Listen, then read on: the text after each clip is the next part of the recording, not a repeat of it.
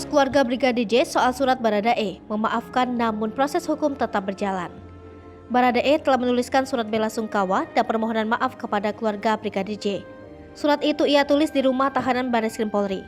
Mengenai hal ini, pihak keluarga memaafkan tetapi proses hukum harus tetap berjalan.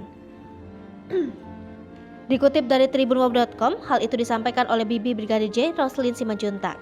Diakuinya sudah mendengar perihal surat tersebut namun dari media sosial. Roslin menerangkan pihaknya belum melihat maupun membaca langsung isi surat. Surat tersebut merupakan permohonan maaf dan ucapan bela sungkawa Baradae kepada keluarga Brigadir J. Merespons hal ini, keluarga menerima permintaan maaf dari pelaku yang menewaskan Brigadir J.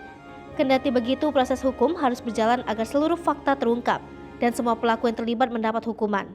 Sementara itu, terkait kondisi ibu Brigadir J pun juga diungkapkan Roslin.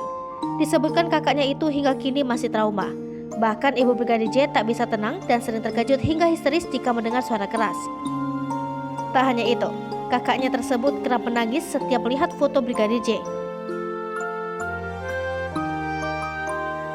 Sebagaimana informasi terkini, Baradae akhirnya mengaku penembakan yang ia lakukan di perintah atasannya. Terkini ia masih berada di rumah tahanan Barreskrim Polri. Terkait kondisinya sekarang adalah keadaan sehat, aman dan nyaman.